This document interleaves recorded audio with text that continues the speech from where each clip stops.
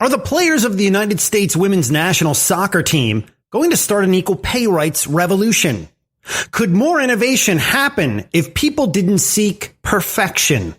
Will airlines as brands mean less if they don't differentiate themselves with unique customer experiences? We'll tackle these plus more on the Business News Podcast at the intersection of marketing, technology, design, and popular culture. Disruptive FM. Let's do this. It's Disruptive FM. Disruptive FM. Disruptive FM. Welcome to Disruptive FM, where business and culture collide. Sponsored by Microsoft and Branding Strategy Insider. With your host, Geoffrey Cologne. Okay, here we go. What's up, everybody? Welcome to episode 48 of Disruptive FM. Coming to you a week after Independence Day 2019. It's July, which means it's hot in most of the world. And I'm Geoffrey Cologne, head of brand studio for Microsoft Advertising, as we drop some knowledge on 3 trending topics and hear from top-notch strategist and author Mitch Duckler, who's the managing partner at FullSurge in Chicago. He'll be joining us in a bit. So let's get into it. 3 new trends coming at you. Here are this week's trending topics. FU, pay me. Every 4 years, the United States gets into soccer. But this year is very different. This year, the women's team won a 4th Scudetto on their jersey for winning their 4th World Cup. Now, some may say, yeah, this is junior varsity. It's just women. But the game has come a long way in the past 20 years. The competition has only become more difficult, and yet the women are fielding a team that puts many Major League Soccer clubs to shame. What's very interesting is that the team isn't just satisfied with winning. They're pushing an agenda that all women and men can and should get behind. Equal pay for performing the same job. And let's face it, because we watch a lot of soccer, our football at DFM, we can say it. The men's team is terrible. Maybe it's time the women's team drops the W and just becomes the national team. Maybe the women's team should just play in 2022 in Qatar. Oh, wait. Yeah. That country may not even allow that because it may not even allow these women to enter the country in the first place.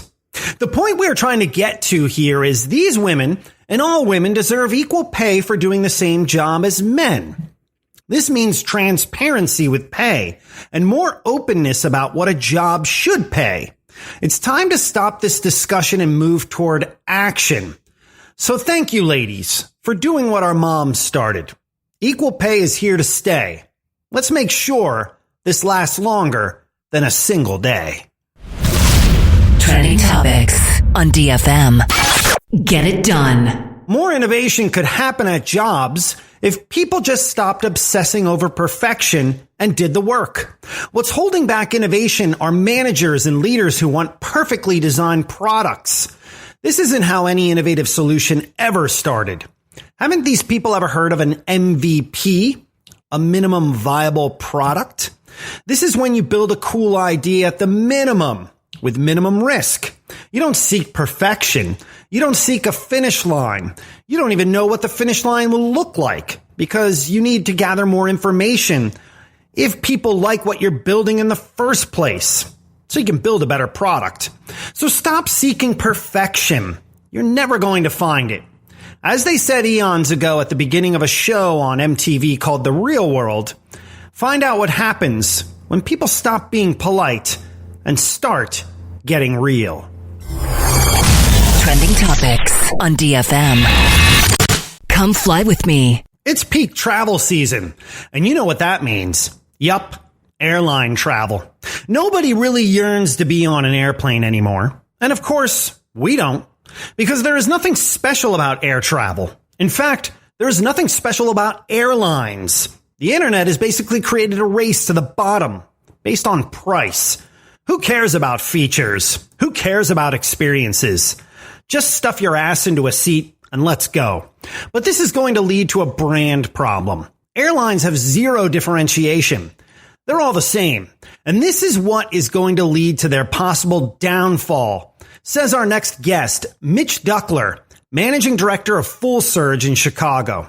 Mitch studies brands and knows a thing or two about brand differentiation, and he has some insight that airlines should pay attention to. Let's take a listen. Well, I think you hit on the key or the operative word, which is differentiation. And sadly, this industry in particular really lacks differentiation. I do quite a bit of flying. My guess is you do as well. And I know that when I'm sitting on an airplane, I cannot tell what airline I'm flying that day. I have to stop and think about it. If I just look straight ahead or to my left or to my right around the aircraft, I couldn't tell you if I'm on United or Delta or American. And I think that's really unfortunate and really speaks to the opportunity for this industry to be meaningfully differentiated. They are dealing with a lot of limitations. I mean, one of them is the physical space. They certainly have a lot of operational, regulatory restrictions. Unions, especially here in the U.S., pose a lot of operational challenges for airlines to be profitable and differentiated, et cetera. But that said, I still do think there's plenty of opportunity for airlines to break through the clutter. I think it's really a three-step process. One is define your target segment. I think that's one of the things that the airlines are not doing well today. They all are really trying to appeal to everybody. So it's all airlines trying to be everything to everyone, as opposed to trying to really win disproportionately with one segment. From there, how do you define a positioning, a meaningful point of difference that appeals to that particular target segment that you've chosen? And then three, just take that positioning and reflect it through every aspect of the customer experience, every touch point, from pre-flight to during flight and then after. I will start by saying I'm not an airline expert, and I don't pretend to be, although I am a fairly sophisticated consumer of it. So I do have some thoughts in that area. And again, I think it does begin with segmentation and realizing that not all flyers have the same needs, and they break down more finely than just a leisure traveler versus a business traveler. Even business travelers will have very different needs. You know, some of them will be very price driven, which I think a lot of the airlines are targeting now, but others will pay quite handsomely for comfort, for luxury, for style, for convenience.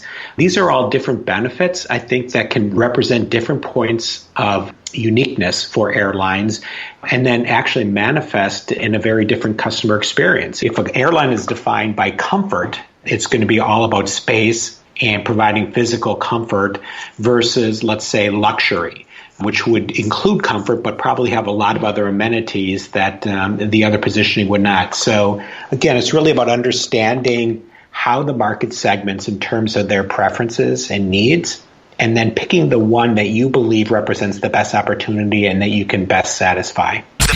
When Spirit Airlines is no different than Delta, Houston, we have a problem.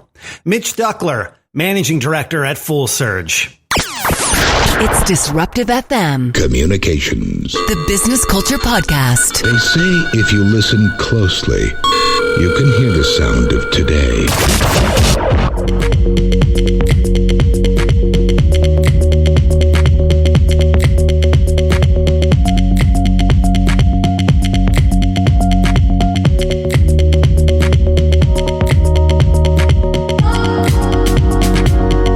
Disruptive FM, the culture of business. My name is Geoffrey Cologne. We are social animals, and we'd love to connect with you. Follow us on Twitter or Instagram at Disruptive FM. You can also connect with me personally on Twitter or Instagram at DJGEOFFE. Huge thanks to our sponsors, Microsoft Advertising, Intelligent Connections. Connect meaningfully with the people who matter to you. Microsoft Advertising provides intelligent solutions that empower you to deliver engaging, personalized experiences that value people. Learn more at microsoftadvertising.ai. Branding Strategy Insider. Branding Strategy Insider serves 50,000 plus senior level marketers, CMOs, and business decision makers daily and is distributed by partners such as the Washington Post, Wall Street Journal, Google News, and Forbes. Branding Strategy Insider is the leading resource for thought leadership in brand strategy and brand management. Learn more at brandingstrategyinsider.com. And Iographer. At Iographer, we create accessories for your mobile device to help you make better videos. Our specialty is the Iographer case, which is the foundation for all the products we sell. Our case allows you to attach the filmmaking accessories you need, such as microphones, tripods, and lenses, and helps to stabilize your video. Create better video at iographer.com. In the background, music from Bonobo, also known as Simon Green. It's entitled Linked. That's a brand new track released in anticipation of Bonobo's forthcoming Outlier DJ series, which sees him curate festivals and stages around the world. Hey nerds! Listen up! Disruptive FM presents the new Hootie Hoo in Turned Up Tech. Geargasm. Shut up and take my money! As summer is in full swing, it might be tempting to stick with the apparel you were wearing in the springtime. Meetings tend to run long, projects become more critical. Well, recently I came across a few high-tech clothing products that are worth looking into if you need a wardrobe to boost this summer. I tested them at the Microsoft office on multiple bike commutes. Here's what we found. The Stio Werner shirt. It's about $99. It's a comfortable short-sleeve shirt used with a blend of cotton, linen, and polyester to make sure the material is breathable but keeps you warm. Helps you blend in perfectly at the startup you might be working at. The Public Rec Workday pants. These will run you about $108. These are my favorite high-tech pants right now.